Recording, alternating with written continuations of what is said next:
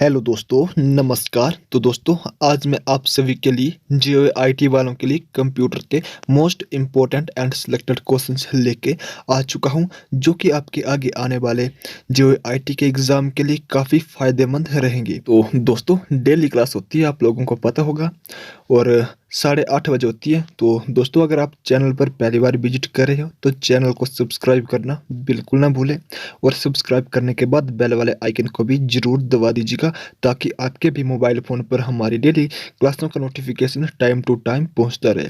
तो चलिए दोस्तों, आपका ज़्यादा समय वेस्ट न करते हुए हम आज का अपना सेशन शुरू करते हैं। तो दोस्तों, फर्स्ट क्वेश्चन आपकी स्क्रीन पर आ चुका है। How many bits in A bite? एक बाइट में कितने बिट्स होते हैं? दोस्तों, एक बाइट में 8 बिट्स होते हैं। ऑप्शन नंबर ए इसका करेक्ट आंसर हो जाएगा। सारे के सारे question most important and selected रहेंगे। और दोस्तों, हम आपके लिए वही क्वेश्चन डेली लेके आते हैं जो कि पिछले आपके कहीं ना कहीं एग्जाम में पूछे जा चुके हैं और आगे भी पूछे जाने की पूरी पूरी संभावनाएं होती है। दोस्तों, उसके बाद दूसरा क्वेश्चन आपकी स्क्रीन पर है। The speed of your net access is defined in terms of. आपके नेट एक्सेस की गति को किस में परिभाषित किया जाता है? दोस्तों, ये किया जाता है केबीपीएस में। ऑप्शन सी राइट आंसर हो जाएगा। उसके बाद नेक्स्ट क्वेश्चन है कि another word for graphics for a word processor is. एक वर्ड प्रोसेसर के लिए ग्राफिक्स के लिए दूसरा शब्द है। तो क्या है दोस्तों दूसरा शब्द? तो वे है क्लिप आर्ट। क्या है दोस्तों? Clip art. Option number B यहाँ पे राइट आंसर हो जाएगा। एंड नेक्स्ट क्वेश्चन है दोस्तों कि which is part of A database that holds only one type of information. निम्न में से कौन सा एक डेटाबेस का भाग है जो केवल एक प्रकार की सूचनाओं को रखता है? दोस्तों, कौन सा है? तो वह है फील्ड। ऑप्शन बी इसका राइट आंसर हो जाएगा क्षेत्र। नेक्स्ट क्वेश्चन है कि एक नेटवर्क पर एक कंप्यूटर किसी अन्य कंप्यूटर से फाइल की मांग करता है तो उसको क्या कहते हैं? दोस्तों, क्या कहते हैं? What do you call a computer और a network that request files from another computer? तो उसे कहते हैं दोस्तों एक क्लाइंट। ऑप्शन इसका ए राइट आंसर यहाँ पे हो जाएगा। नेक्स्ट क्वेश्चन है, निम्न में से कौन सा एक इंटरनेट प्रोटोकॉल नहीं है? दोस्तों, क्या होगा इसका राइट आंसर? कौन सा एक इंटरनेट प्रोटोकॉल नहीं है? HTTP, FTP, STP या फिर IP? दोस्तों, इसका जो राइट आंसर होगा वो होगा ऑप्शन नंबर इसका सी। यहाँ पे राइट आंसर हो जाएगा STP, जो वो एक इंटरनेट प्रोटोकॉल नहीं है। Option C right answer. उसके बाद दोस्तों, नेक्स्ट क्वेश्चन आपकी स्क्रीन पर आ चुका है कि which is not a programming language. निम्न में से कौन सी एक प्रोग्रामिंग भाषा नहीं है? दोस्तों, तो नहीं है तो यह है तुरिंग नहीं है। ऑप्शन सी राइट आंसर हो जाएगा। बाकी बेसिक जावा और C++ जो वो एक प्रोग्रामिंग लैंग्वेजेज हैं। ठीक है। अगला क्वेश्चन है कि IBM द्वारा बनाई गई ऑपरेटिंग सिस्टम कौन सी है? Which operating system is produced by IBM? तो दोस्तों, IBM द्वारा बनाई गई जो ऑपरेटिंग सिस्टम है वह है operating system 2। Option A right answer. उसके बाद अगला क्वेश्चन आपकी स्क्रीन पर दोस्तों कि what is not always necessary for accessing the web. Web को एक्सेस करने के लिए क्या हमेशा आवश्यक नहीं है? दोस्तों, क्वेश्चन को ध्यान से पढ़ना है। नहीं है पूछा है तो एक modem. Option C right answer हो जाएगा। ये आवश्यक नहीं है। बाकी वेब ब्राउजर, एक कंप्यूटर और इंटरनेट एक्सेस प्रदाता, ये जो वो आवश्यक है। ठीक है। नेक्स्ट क्वेश्चन है, निम्न में से कौन से वर्ड प्रोसेसर प्रथम आए? Which of the following word processor came first? दोस्तों, कौन से आए थे? तो वे आए थे वर्ल्ड स्टार। ऑप्शन डी इसका राइट आंसर हो जाएगा। उसके बाद दोस्तों, नेक्स्ट क्वेश्चन है, www के लिए प्रथम ग्राफिक्स ब्राउजर कौन सा है? The first graphical browser for the www was named. कौन सा हो जाएगा दोस्तों? तो वे हो जाएगा मोज़ैक के। ऑप्शन सी यहाँ पे राइट आंसर हो जाएगा। www की फुल फॉर्म होती है वर्ल्ड वाइड वेब। और दोस्तों, इसके जो आविष्कार क्या है, इसकी जो खोज करता है वे है टिम बर्नर्स-ली। याद रखिएगा, क्वेश्चन आपके एग्जाम में बन चुका है। नेक्स्ट क्वेश्चन है कि Pentium is related with which part of the computer. Pentium computer के किस भाग से संबंधित है? दोस्तों, जो पेंटियम है वे माइक्रो प्रोसेसर से संबंधित है। तो ऑप्शन सी इसका बिल्कुल सही आंसर हो जाएगा। उसके बाद नेक्स्ट क्वेश्चन दोस्तों कि संचिका को मिटाने के तुरंत बाद किस विकल्प द्वारा सूचना को पुनः पाया जा सकता है? Which option is used to get back the information immediately after delete from the file. दोस्तों, अंडू को, किसको, अंडू को यूज़ करके हम जब उसको दोबारा प्राप्त कर सकते हैं। जब हम गलती से कोई चीज़ हमसे डिलीट हो जाती है तो जब भी हम दोस्तों अंडू दबाते हैं तो वे दोबारा से वापस आ जाती है। तो ऑप्शन ए राइट आंसर। उसके बाद नेक्स्ट क्वेश्चन है कि एमएस टूल बार में फ़ॉन्ट और फ़ॉन्ट आकार को परिवर्तित करने के लिए उपयोग किए जाने वाला टूल बार कौन सा है। तो कौन सा हो जाएगा दोस्तों, which tool bar is used to change the font and font size in MS Word. तो वे हो जाएगा फॉर्मेटिंग टूल बार। तो ऑप्शन ए राइट आंसर यहाँ पे हो जाएगा। नेक्स्ट क्वेश्चन है एमएस ऑफिस पैकेज के अंतर्गत निम्न में से कौन सा प्रोग्राम नहीं आता है। तो कौन सा प्रोग्राम नहीं आता है दोस्तों, तो राइटर नहीं आता है। ऑप्शन सी इसका राइट आंसर हो जाएगा। उसके बाद नेक्स्ट क्वेश्चन है कि which is not on.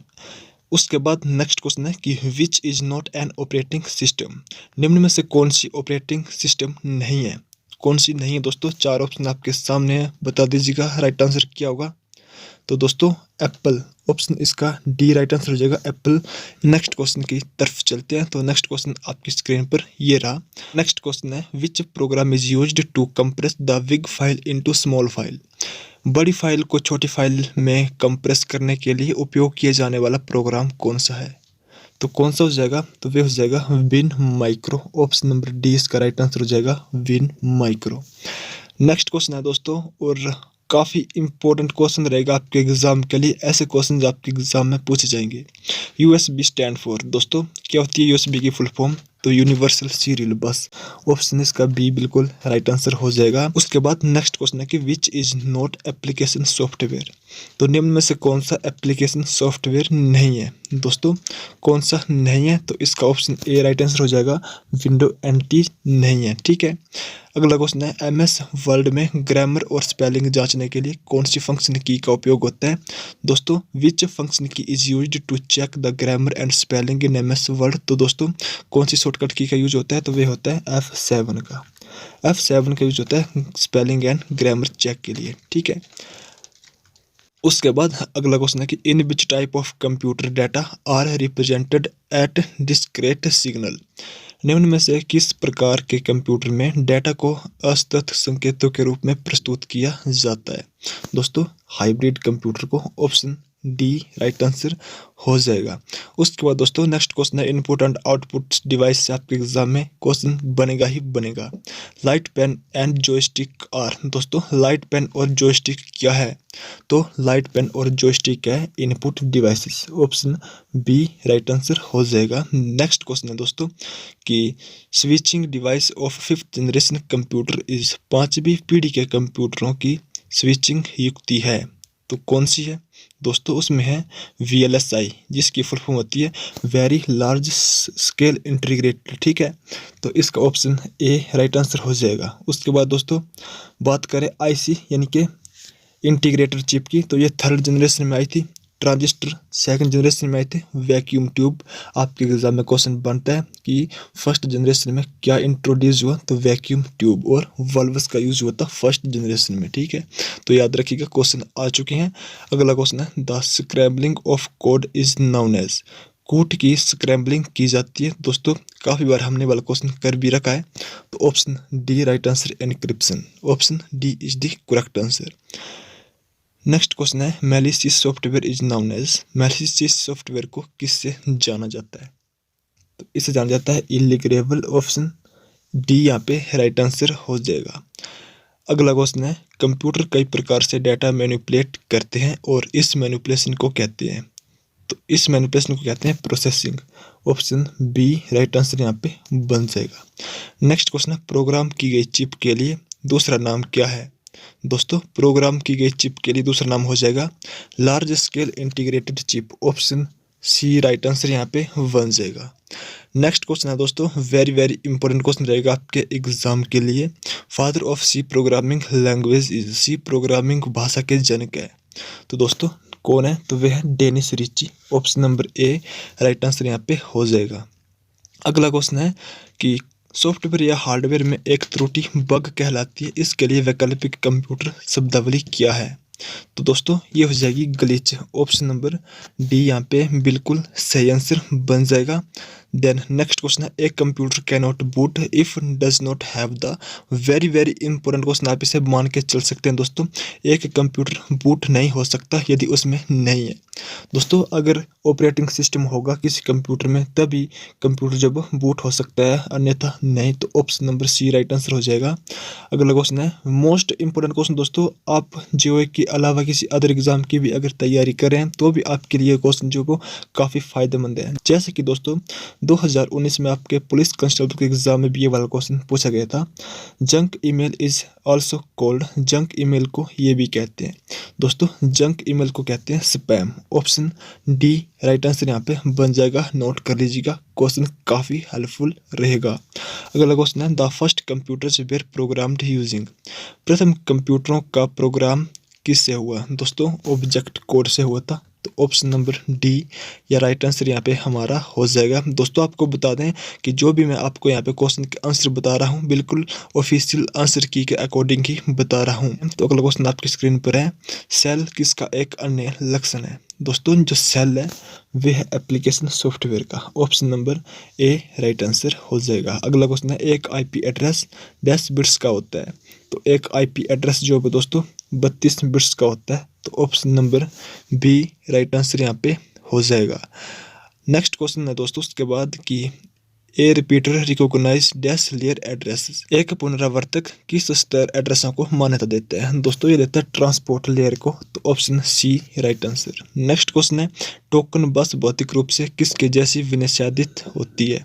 Token बस इज फिजिकली कॉन्फ़िगरेड लाइक, तो दोस्तों इसे कहते हैं हम Ethernet. Option number A right answer यहाँ पे हो जाएगा। देन नेक्स्ट क्वेश्चन है, एक computer network permits sharing of, एक कंप्यूटर नेटवर्क क्या साझा करने की अनुमति देता है?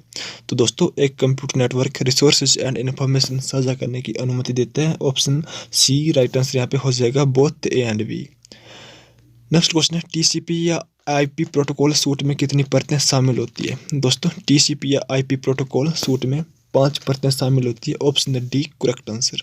नेक्स्ट क्वेश्चन है, प्रचालन प्रणाली की सेवाओं को एक्सेस करने के लिए इंटरफेस किसके द्वारा प्रदान किया जाता है दोस्तों?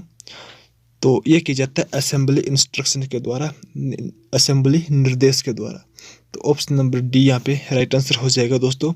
उसके बाद अगला क्वेश्चन आपकी स्क्रीन पर है, प्रोग्राम हमेशा किससे संबंध रखता है? प्रोग्राम ऑलवेज डील्स विद दोस्तों लॉजिकल एड्रेस से। Option number A right answer हो जाएगा। उसके बाद अगला क्वेश्चन है, virtual memory typically located on, तो दोस्तों जो वर्चुअल मेमोरी है वे स्थित होती है हार्ड ड्राइव पर। ऑप्शन डी राइट आंसर यहाँ पे हो जाएगा। ठीक है दोस्तों, अगला क्वेश्चन है कि copying a process from memory to disk to allow space for other process is called, दोस्तों क्यों जाएगा राइट आंसर? तो राइट आंसर हो जाएगा दोस्तों इसका page fault. Option D right answer, यानी कि एक प्रक्रम को स्मृति से डिस्क पर कॉपी करना जिससे दूसरे प्रक्रमों के लिए स्थान उपलब्ध हो, तो उसे कहते हैं पृष्ठ दोष। ऑप्शन डी राइट आंसर हो जाएगा। नेक्स्ट क्वेश्चन है, निम्न में से कौन सी डेटा संरचना अग्र भाग से डेटा अवयवों को हटाने और पृष्ठ भाग से निवेशन की अनुमति देता है? तो दोस्तों वे हो जाएगा binary search tree. Option number D right answer बन जाएगा। उसके बाद दोस्तों अगला क्वेश्चन है, आर्टिफिशियल इंटेलिजेंस की संकल्पना किस पीढ़ी के कंप्यूटरों द्वारा उपयोग की जाती है? तो आर्टिफिशियल इंटेलिजेंस दोस्तों वैसे तो 5th जनरेशन में, लेकिन ऑप्शन में 5th जनरेशन नहीं है, तो हम 4th जनरेशन ही करना पड़ेगा क्योंकि 4th जनरेशन जो है 5th जनरेशन से नज़दीकी है, इसलिए ऑप्शन डी राइट आंसर हो जाएगा। उसके बाद अगला क्वेश्चन है, हार्डवेयर के चालन के लिए आवश्यक सॉफ्टवेयर को जाना जाता है। Software required to run the hardware is known as, तो इसे जाना जाता है दोस्तों।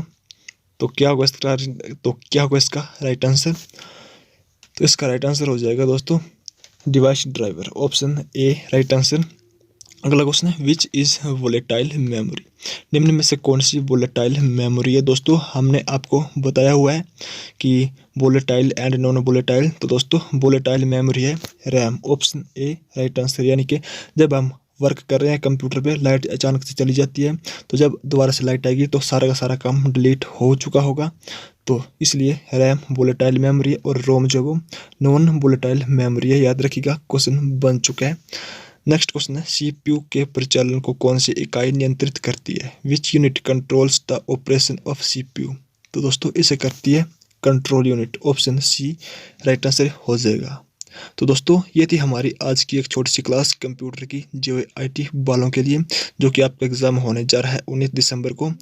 तो आई होप कि दोस्तों आपको क्लास पसंद आई होगी। अगर आपको क्लास अच्छी लगी हो तो प्लीज़ लाइक कर दीजिएगा, शेयर कर दीजिएगा, और अगर आप चैनल पर पहली बार आए हो तो चैनल को सब्सक्राइब करना ना भूलें। अगर आप JOIT या फिर क्लर्क 918 के एग्ज़ाम की तैयारी कर रहे हो तो चैनल को सब्सक्राइब अवश्य करें दोस्तों, क्योंकि हम आपके लिए ऐसे ही important and selected question provide करवाते रहते हैं। डेली रात को 8:30 बजे क्लास होती है और आप इस क्लास को ज्वाइन करना बिल्कुल ना भूलें। चलिए दोस्तों, फिर मिलते हैं आपको नेक्स्ट किसी इंपॉर्टेंट अपडेट में, या फिर नेक्स्ट 8:30 बजे वाली डेली क्लास के साथ। तब तक जय हिंद, जय भारत, वंदे मातरम।